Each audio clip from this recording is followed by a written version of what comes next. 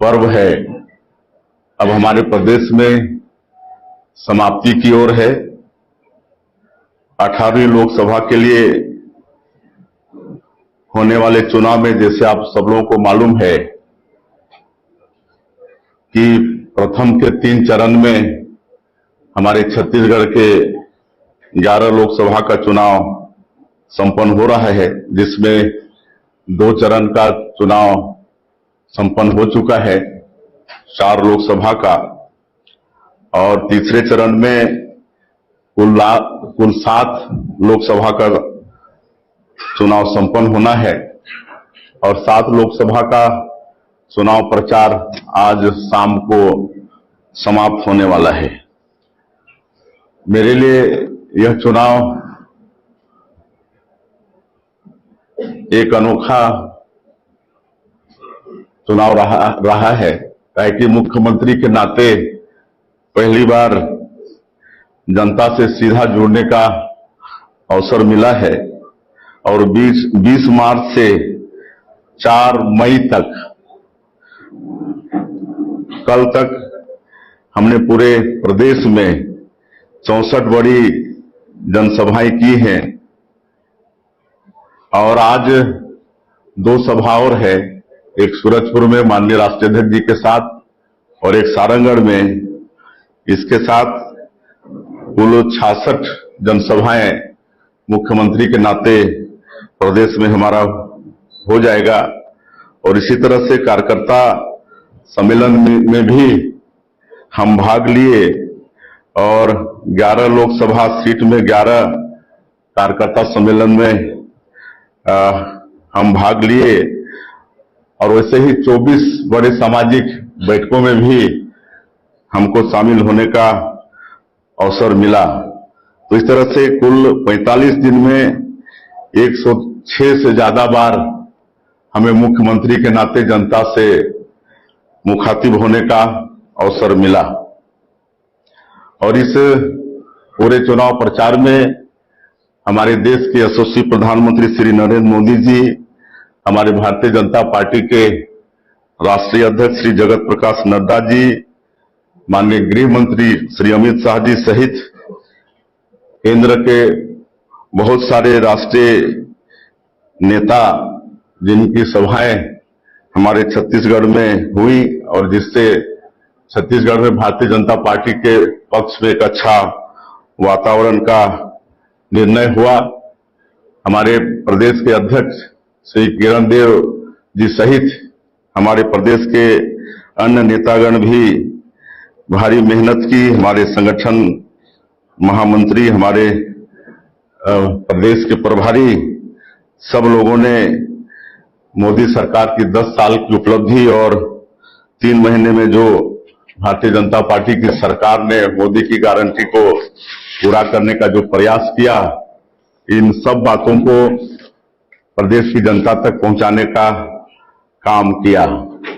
और जिस तरह से हम पूरे प्रदेश में जनताओं के बीच में गए और उनका जो रिस्पांस हमको मिला, उसके अनुसार हम विश्वास के साथ कह सकते हैं कि पूरी 11 की 11 सीट इस बार के लोकसभा चुनाव में भारतीय जनता पार्टी जीतेगी। और इस चुनाव में एक और खासियत रही कि इसमें विदेश के 4 देशों के डेलीगेट्स भी, राजनेता यहां पर आए अपने चुनाव प्रचार को देखने के लिए। ये भी एक इस चुनाव कैंपेनिंग की खासियत रही और इस चुनाव में आप सब लोगों ने भी खूब परिश्रम किया, पसीना बहाया, इसलिए आप सब लोगों का भी बहुत बहुत धन्यवाद है। और ये चुनाव प्रचार में हम लोगों ने जनता तक ये पहुंचाया है कि ये जो चुनाव है लोकसभा का बड़ा महत्वपूर्ण है। 10 वर्षों में आदरणीय नरेंद्र मोदी जी ने गांव, गरीब, किसान, मजदूरों के लिए काम किया। राम मंदिर का निर्माण पूरा हुआ। जम्मू कश्मीर से धारा 370 हटा, लेकिन तीसरे बार जब प्रधानमंत्री श्री नरेंद्र मोदी जी फिर से प्रधानमंत्री बनेंगे तो 2047 तक इस देश को विकसित भारत के रूप में खड़ा करने का ये चुनाव है और आने वाले 5 वर्षों में 2029 तक हमारे देश को आर्थिक क्षेत्र में तीसरा सबसे बड़ा ताकत बनाने का ये चुनाव है। ये सब हम लोगों ने और हमारे नेताओं ने जनता तक पहुंचाने का काम किया है। लेकिन इस चुनाव कैंपेनिंग में एक जो विपक्ष और इंडी गठबंधन के द्वारा जो नकारात्मकता, दुष्प्रचार और बदजुबानी जो उनके तरफ से थी, ये सारी सीमाएं लांघ दी और विशेषकर छत्तीसगढ़ में जो तासीर है उसके बिल्कुल विपरीत। और पूरा देश हमारे छत्तीसगढ़ की सभ्यता और संस्कृति को जानता है, लेकिन विपक्ष का ये झूठ, दुष्प्रचार और बदजुबानी ये कहीं न कहीं छत्तीसगढ़ की तासीर को शर्मिंदा किया है, जो कि छत्तीसगढ़ की जनता को बिल्कुल अस्वीकार्य है। और इसमें मुख्य रूप से जो 3 महीने में हमारी भारतीय जनता पार्टी की सरकार ने मोदी की गारंटी को पूरा करने का प्रयास किया है, उसको पहुंचाने का काम किए हैं। पिछले कांग्रेस की सरकार में 18 लाख गरीब लोग ग्रामीण क्षेत्रों में प्रधानमंत्री आवास से वंचित हो गए। हमारी जब 15 साल की सरकार थी उस समय बहुत लोगों का मकान प्रारंभ हुआ था, उनको आगे का किस्त भी नहीं मिला और आज अधूरा उनका मकान रह गया है। तो ये 18 लाख प्रधानमंत्री आवास की स्वीकृति 13 दिसंबर 2023 को हमारी सरकार शपथ ली और 14 दिसंबर को ही पहला कैबिनेट बैठक करके 18 लाख मकान की स्वीकृति दे दिए हैं, जिसका निर्माण अब अतिशीघ्र प्रारंभ होने वाला है। और उसी तरह से 2 साल का बकाया बोनस 12 लाख से ज्यादा किसानों का जब हम लोग सरकार में थे दे नहीं पाए थे, और जिसका देने का वादा कांग्रेस पार्टी ने भी अपने जन घोषणा पत्र में की थी, लेकिन 5 साल तक उस पर चर्चा भी नहीं हुई। और हम लोगों ने 25 दिसंबर को ही मुश्किल से सरकार शपथ लेने के 10-12 दिन के अंदर ही 12 लाख से ज्यादा किसानों का 3716 करोड़ रुपया 2 साल का बकाया बोनस देने का काम किए। 21 क्विंटल प्रति एकड़ धान खरीदने का वादा था, 21 क्विंटल के हिसाब से धान खरीदे।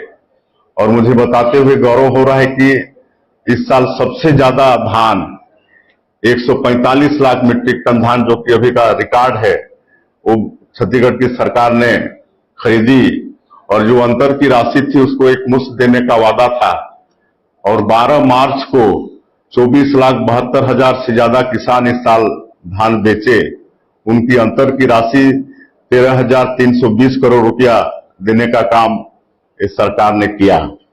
उसी तरह से जो विवाहित माताएं बहनें हैं उनको महतारी बंधन योजना में साल का 12,000 प्रति महीने 1,000 रुपया देने का वादा था, उसको भी हमारी सरकार ने पूरा किया। और अभी तक 3 महीने का 3 किस्त महतारी बंधन का भेज चुकी है। और हमारी माता बहनों को आश्वस्त किए हैं कि हर महीना पहले सप्ताह में ही उनका पैसा महतारी बंधन का जाने वाला है। रामलला दर्शन योजना भी शुरू कर चुके हैं। 22 जनवरी को भगवान राम भव्य मंदिर में विराजे हैं, उसके तत्काल बाद से हमारी सरकार ने रामलला दर्शन योजना शुरू कर दिया है। और हम समझते हैं कि अभी तक हजारों की संख्या में राम भक्त भगवान राम का दर्शन करके आ गए हैं।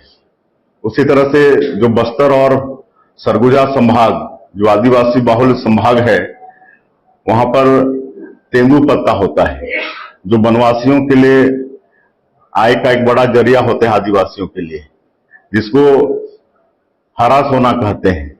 तो उसको भी 4,000 से कीमत बढ़ा के 5,500 प्रति मानक बोरा खरीदी का सरकार आदेश कर चुकी है। और अभी हमको लगता है कि इसी महीने से खरीदी प्रारंभ हो जाएगा। और बोनस भी हम लोग देंगे, जो लाभांश सरकार अर्जित करेगी उसको वापस संग्राहकों को सरकार वापस करेगी। और कुल 12.5 लाख परिवार इस तेंदुपत्ता से जुड़े हुए हैं। चरण पादुका योजना भी फिर शुरू करने वाले हैं। उसी तरह से पीएससी के जो घोटाले थे और चुनाव कैंपेनिंग के दौरान आदरणीय प्रधानमंत्री जी ने भी कहा था कि भाजपा की सरकार बनेगी तो इसकी जांच उच्च स्तरीय जांच होगी, और आप लोगों को बताते हुए हर्ष हो रहा है कि इसकी भी जांच सीबीआई शुरू कर दी है। तो इस तरह से मोदी की गारंटी के अधिकांश वादे 3 महीने में ही मतलब पूरा करने का काम ये सरकार की है, और हम लोग का सौभाग्य है कि हमारे आदरणीय प्रधानमंत्री जी सरगुजा के अपने जनसभा में तारीफ भी किए